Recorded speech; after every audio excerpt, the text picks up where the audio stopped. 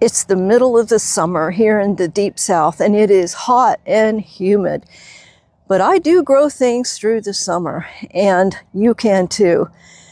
So I grow specific things that can tolerate the heat. But one of my crops didn't even come up, and I want to find out why.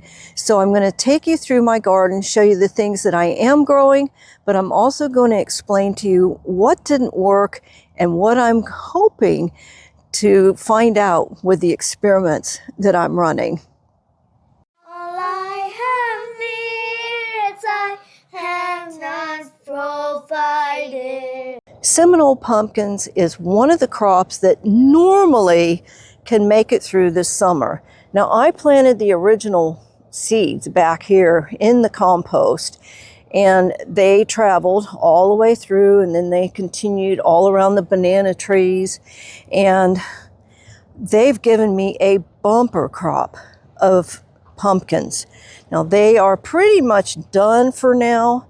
There's a couple that have come around, but look at these leaves, how big and beautiful they are. And I'm just steering them where I want them to go. Some I'm steering them to go back that way because I'm saving some of these beds for other things. Another crop that grows through the summer is yucca. Yucca is grown for the roots. It's a very starchy, potato-y like vegetable. Now, you can grow them year-round as long as they don't get frost or freeze. Sweet potatoes are another crop that grows well through the summer.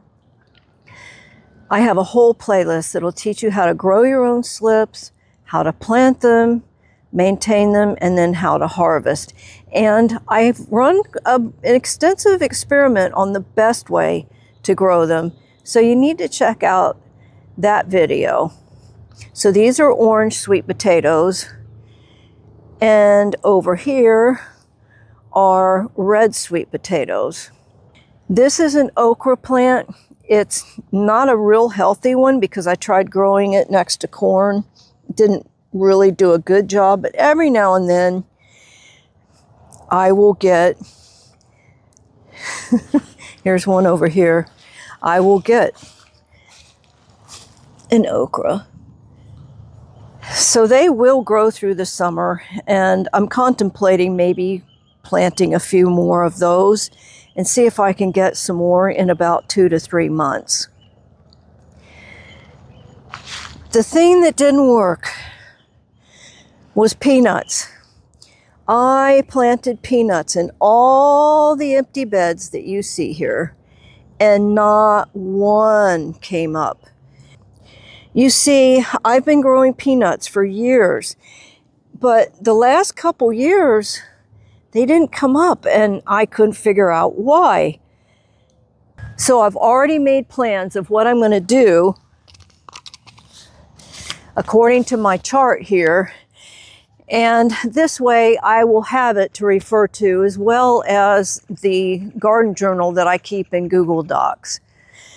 When I realized that none of my peanuts were coming up, I looked through my garden journal notes, and sure enough, there was the answer. At least I think it was the answer.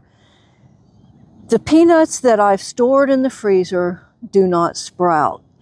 I store all my seeds in the freezer. It's just too hot here in Florida for the seeds to keep their viability, so I put them in the freezer.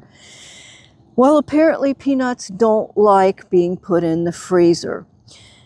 So I've got a few different things that I'm going to test this year so that in the future I'll know for sure what I need to do to be successful in growing peanuts. Now, I don't have a problem with growing peanuts, but I have had a problem with them sprouting. So if I can just resolve that issue, then I'm going to have lots of peanuts. So it's the middle of July. I still have time to plant them without fear of them getting frostbitten or frozen. That usually comes in January here in Central Florida. So what I've got here on these plates I have some Redskins that came up volunteer, and I just now pulled them up, and this is the seeds that I'm going to use. They're the peanuts, but they're seeds. And these are jumbo peanuts that came up volunteer. They have not been in the freezer. They were just growing. I pulled them about a week ago and let them dry out a little bit. Now, I did go buy some jumbo peanuts from a local supplier of seeds, and he did not have Redskins, so I found these at Publix. Now, I don't think all of them are going to sprout, so I'm going to plant them quite thickly. And these are Redskins that I grew from last year, and I didn't keep track. I'm not sure if I planted these or not, but these have been in the freezer. So the experimental ones here that have been in the freezer, I'm going to go plant those in a bed that I wasn't going to plant anything in. I'm saving it for green beans because I plant green beans September, maybe late September, and the peanuts aren't going to be done in September. It's probably going to be mid-October to mid-November before these peanuts are going to be done. So they take 3.5 months or so from the time you plant them till the time you harvest. So this is going to go in an experimental bed. If they don't sprout, that's okay. This bed right here is the bed I was reserving for the green beans.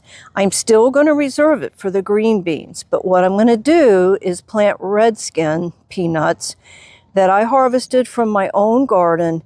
However, I stored them in the freezer since last year. So I just want to be sure that that's true, what I'm thinking is true, that peanuts do not like to be stored in the freezer.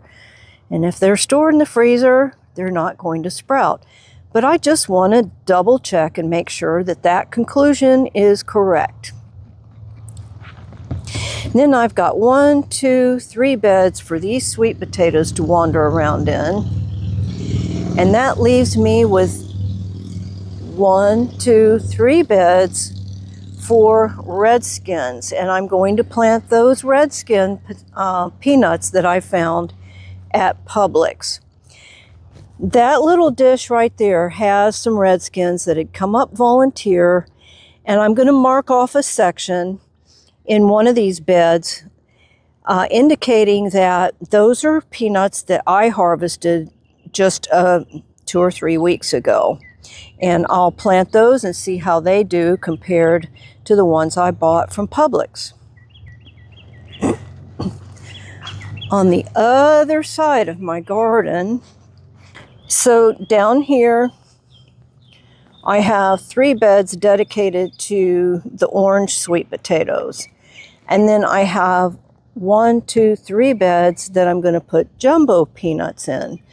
Now this bed here does have some pumpkin vines overlaying it, but I'm steering all the pumpkin vines away from it, so I think it'll be okay. So I also have a few peanuts that I just harvested. They came from a volunteer plant, and I'm going to mark off a section of one of these beds so that I can see, you know, how well my own seeds do that were not stored in the freezer. So when you buy your peanuts from Walmart or Publix, there's going to be quite a few in here that you can't use. If the skin has come off, or even partially off, or shriveled up, I've seen some shriveled up ones in here, then they're not going to be good. But something that has encouraged me a little bit as I'm uncovering these peanuts, you see this teeny tiny little baby peanut plant in there? That means these peanuts are actually pretty good. When I planted my first peanuts, the soil was dry and I was able to easily push it down. But we had a good rainstorm last night. And so, you know, use a tool if you need to. So normally they should be a hand width apart and about a knuckle deep. I'm going to go ahead and plant these a little bit thick because I'm not sure about their viability. So I've got plenty of peanuts here to go through all my beds. So I'm going to plant them pretty thick and just thin them out if they should all come up.